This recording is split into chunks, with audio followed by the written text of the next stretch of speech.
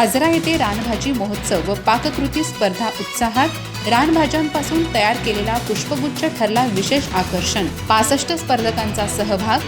मीरा हरेर प्रथम, श्यामल शिंत्रे द्वितीय तर जयश्री डोंगरे तृतीय।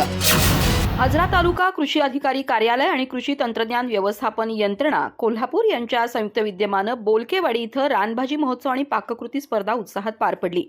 जिल्हा परिषद सदस्य सुधीर देसाई अध्यक्षस्थानी होते। रणरागिणी शेतकरी गट बोलकेवाडीच्या वतीने मान्यवरांना विविध रानभाज्यांपासून तयार केलेला वैशिष्ट्यपूर्ण पुष्पगुच्छ देऊन कार्यक्रमाची सुरुवात करण्यात आली।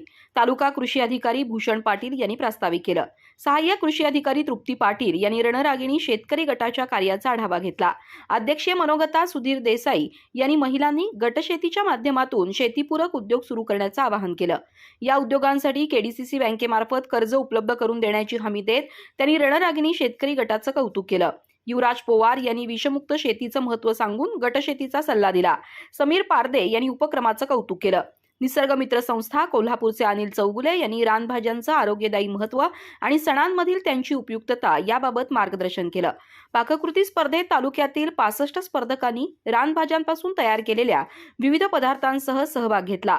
मीरा हरेरनं प्रथम, श्यामल शिंत्रेनं द्वितीय तर जयश्री डोंगरेने तृतीय क्रमांक पटकावला। शांता बोलके आणि शालन डोंगरे यांनी उत्तेजनार्थ क्रमांक मिळवला। विजेत्यांना अनिल बोलके, सुरेश बोलके, निवृत्ती शेंडे, पांडुरंग बोलके आणि मारुती बोलके यांच्याकडून बक्षिसं देण्यात आली। यावेळी पंचायत समिती सदस्य समीर पारदे, माजी सभापती निवृत्ती कांबळे, युवराज पवार, वसंतराव तारळेकर, अमर डोंगरे, सरिता बोलके, कल्पना पाटील, भारती सुतार, संगीता कोकितकर, पोलीस पाटील संदीप सुतार, मंडळ कृषी अधिकारी प्रमोद मोने, मोहन फुले, उपकृषी अधिकारी व्ही.आर. दळवी, सतीश कुंभार, सहाय्यक तंत्रज्ञान व्यवस्थापक अमित यमगेकर यांच्यासह कृषी विभागाचे अधिकारी कर्मचारी उपस्थित होते।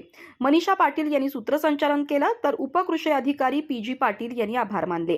कार्यक्रमाचे व्यवस्थापन रणरागिणी शेतकरी गटाने केलं। अधिक माहिती आणि ताज्या घडामोडींसाठी आजच आमचे चॅनल सबस्क्राइब करा।